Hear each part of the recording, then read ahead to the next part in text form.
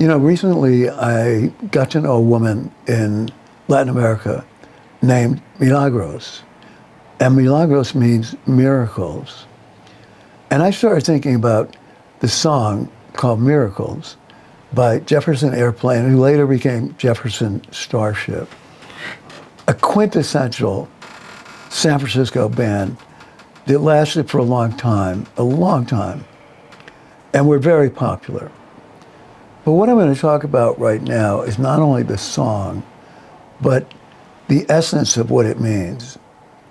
And the essence is optimism and freedom. And how can will we ever have that again? And I was listening to a song a couple of nights ago, and I've listened to it a lot since.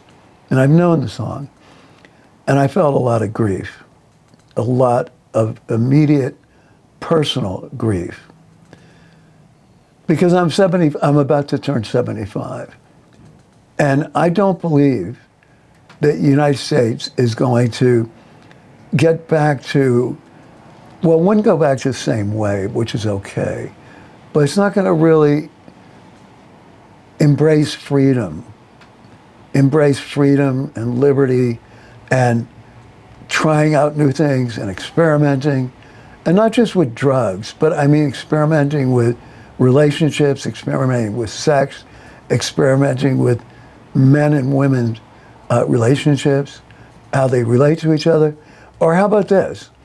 When I was 17, myself and two friends hitchhiked from Washington, D.C.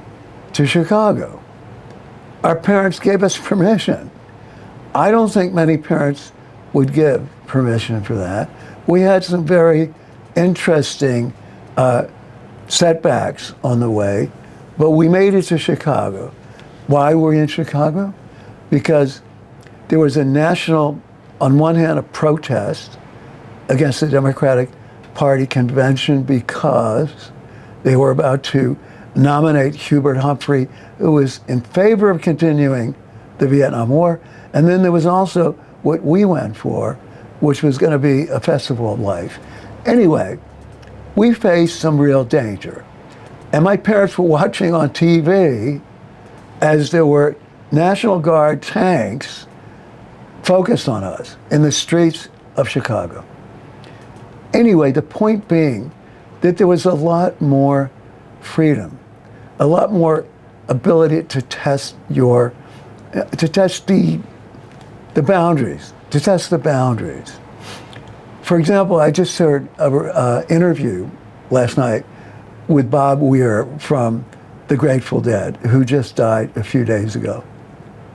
And apparently he was in Haight-Ashbury, which was the hippie location in the 60s in San Francisco.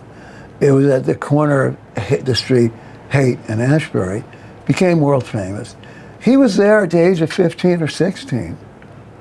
He was like, checking out life. And Jackson Browne, who I love as a singer-songwriter, he has a song about, what's the song? Which one is it? The Pretender. I think it's The Pretender, which is very autobiographical. And he talks about, at age 17, being on the road. Oh no, the song is Running on Empty. Anyway, the point is there was a mood. Now, I missed some of it, but there was a mood in the country of freedom, experimentation, and so forth. And the song Miracles by the Jefferson Starship really captures that mood. First of all, it's romantic as hell. It's sensual as hell. It's poetic as hell. And the words are all about, it's not even trying to be realistic. One of the lines is, if only we believe in miracles, we'd get by. We could exist on the stars. It would be so easy. It would be so easy to exist on the stars. Who's going to write a song like that now? Who the hell is going to write a song like that now? It was uplifting. It was idealistic. It was poetic. It's not meant to be realistic. It was not meant to be, something that would happen. Okay? It's metaphor. And the metaphor is about freedom and about optimism. And I felt a real, real sharp pang of grief because I'll never feel that again. I'll never feel that again. Or I'll never feel it as part of the ambience, as part of society, as the dominant social culture, or at least not dominant, but at least active or out there. So we were smoking marijuana on the Boston Common openly. It was way before marijuana was legalized in Massachusetts. But because there were so many of us, we knew the police couldn't come in and arrest us. So there was that kind of spirit of taking risks and feeling confident and feeling a sense of optimism. So what's the difference between optimism, and pessimism? Well, that sounds like a rhetorical question. That sounds obvious, but I'm gonna stretch it out a little bit. So optimism would believe that things are going to get better, and that we have to maybe put our shoulders to the wheel and help make it become better. Okay? And pessimism is kind of a way of giving up.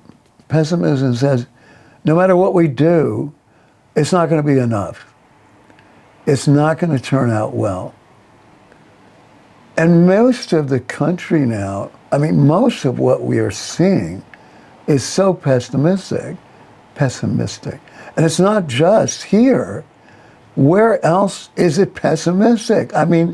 Everywhere. Find me a nation right now that is on the upswing, on the optimistic upswing. I can't think of one. I can't think of one. That affects all of us.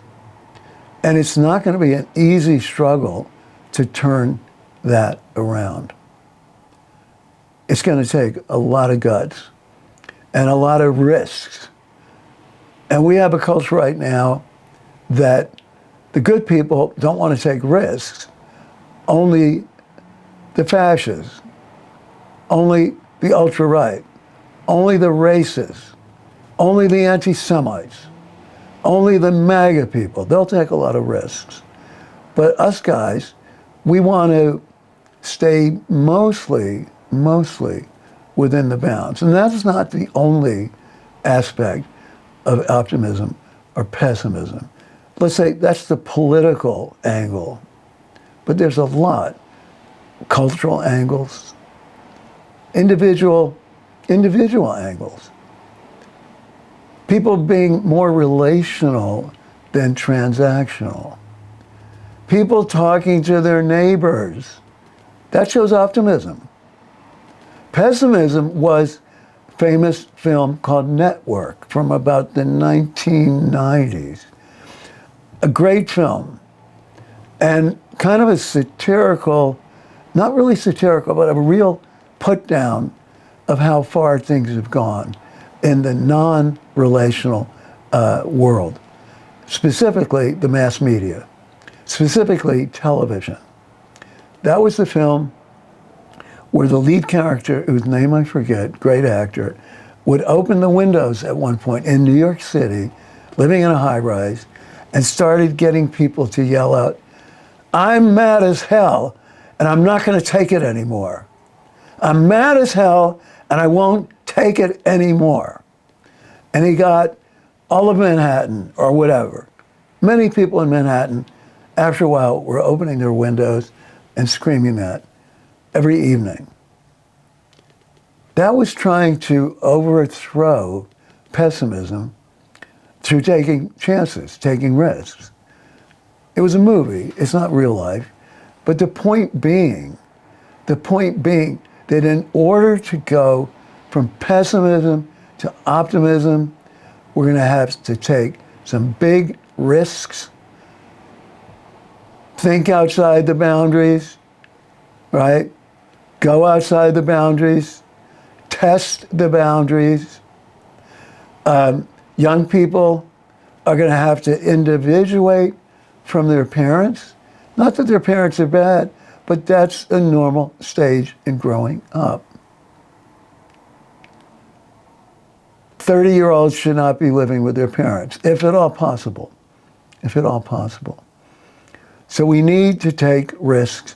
And those of us who are older, we need to give positive reinforcement for those kids that are doing that. And I'm doing that. And I'm a psychotherapist, and I do it in my practice. I really help young people, not necessarily that young, 20s, 30s, 40s, 50s, take some risks and not necessarily stay within the high-tech world. They can do that, but they don't have to. They don't have to. So why don't you listen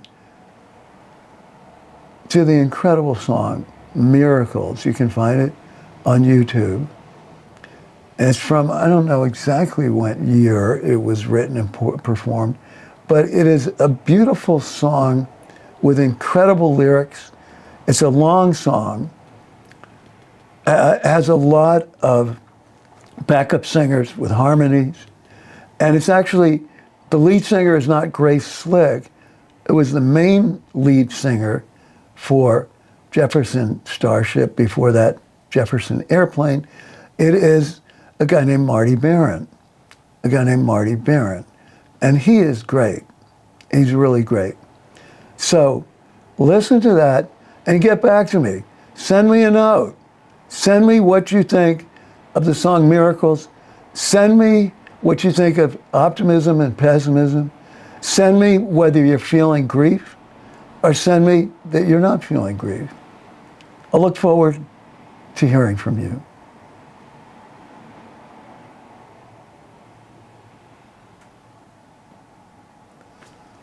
Did you like it? Yes! You're just bullshitting. You're bullshitting when you say you like it. No, you did like it. I know you did.